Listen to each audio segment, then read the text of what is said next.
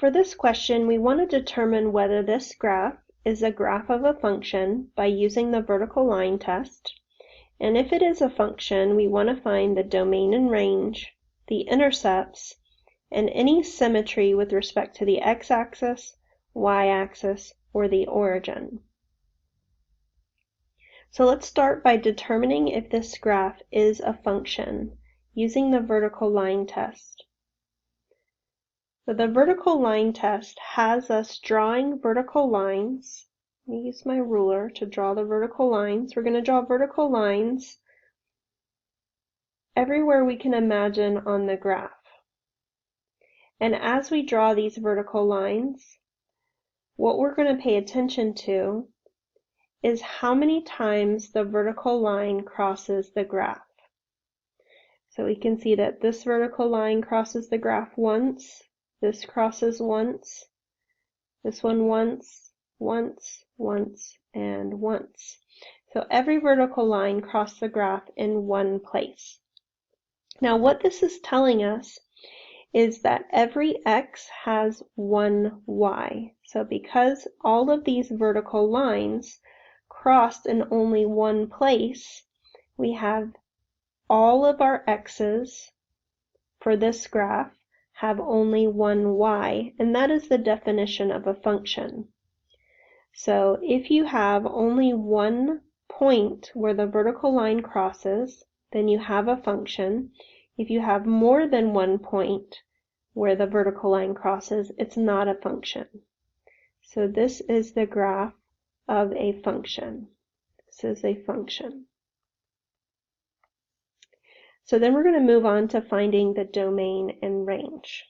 So I'll erase my markings and I'm going to get my ruler out to help me determine the domain and range. So when I'm finding the domain is the set of all the x's. I like to hold my ruler vertically and go from left to right. And the reason why I hold it vertically is because this ruler is marking along the x-axis. And as I said a moment ago, the domain are the x's, all of the x's for this graph. So I'm going from left to right, and I'm taking note of the first time my ruler hits the graph and the last time the ruler hits the graph. So at first glance, you might think that this spot here is the first time that the ruler is hitting the graph. But if you look a little bit closer, we have an arrow, and this arrow indicates that the pattern of this graph continues beyond what we can see in this picture. So this line will continue to go up and left beyond what we can see in this picture. And so because of that, we can see that my ruler actually will always be touching this graph on this side. And so that means the domain is going to start at -infinity. And then as we continue over here, the ruler continues to touch the graph. And at first glance, you might think that this is the last place that the ruler touches the graph. But once again, we want to take note of this arrow, which indicates that the pattern continues on. So that pattern will continue going to the right and up, meaning that this ruler will continue touching the graph as we go all the way over to the right. And so our domain is from -infinity to infinity. We're going to do something similar to find the range. To find the range, we're going to hold our ruler horizontally and go from bottom to top. And we're holding it horizontally because this will mark the y's. And the range is the set of all y values for this picture. I'm going from bottom to top, smallest to largest, because that's how we write interval notation. We always write smallest, then largest. So the first time I hit this graph will be at this value here, and I'm going to mark that on my y scale. And that looks like it is a -9. And then if I continue going up, You might think that this spot is the last spot that the ruler hits, but remember those arrows indicating that the pattern continues. And so I'm actually hitting the graph all the way to infinity. So our range for this example will start at -9 and go to infinity. And hopefully you noticed I put a bracket on -9, and I put a bracket on -9 because this point has a closed-in circle, and that means that it's part of the graph. And so -9 is part of the range, and that's how I indicate it with interval notation. A bracket means that -9 is part of the set. It is included as part of the range. So let's move on to the next part, which is asking for the intercepts. We have two types of intercepts that we want to pay attention to.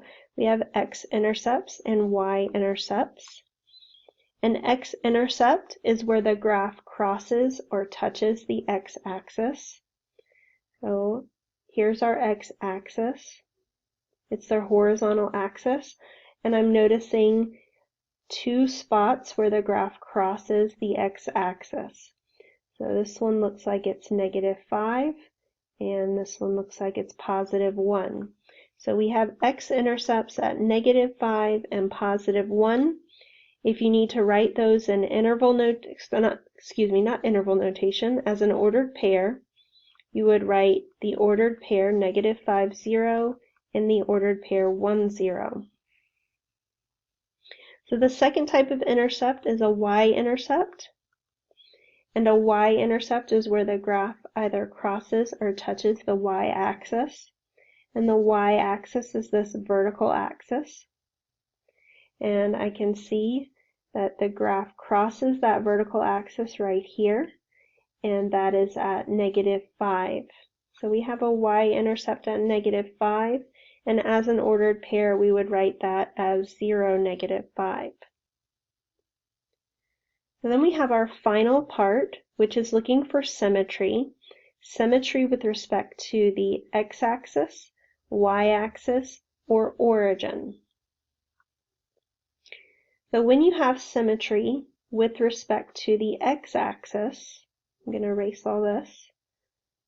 Symmetry with respect to the x-axis means if you look along the x-axis, you want to have a mirror image above and below the x-axis. So if you were to fold along this x-axis, you would have these pieces of the graph falling on top of each other or matching up.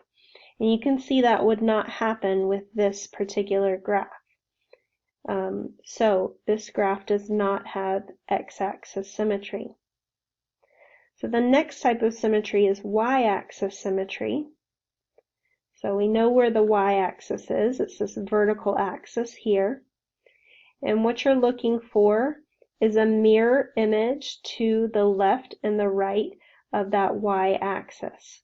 So if we were to fold over that y-axis, we would need the pieces matching up. And you can see that this piece would not lay exactly on top of this piece here, meaning that we do not have y-axis symmetry. So then our final type of symmetry is origin symmetry.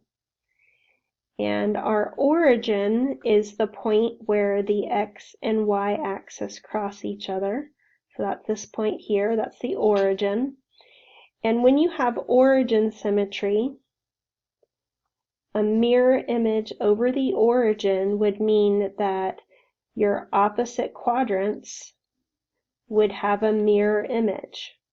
So I'm highlighting quadrants 1 and 3 to see if they have a mirror image, and then highlighting quadrants 2 and 4 to see if they have a mirror image.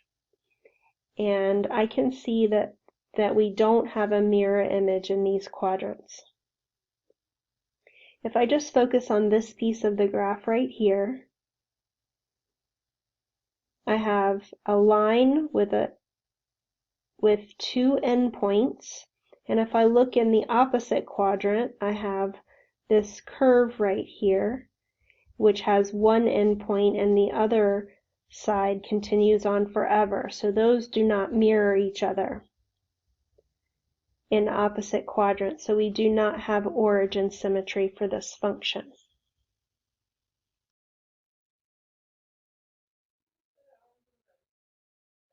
Thank you for checking out my videos. Have a great day.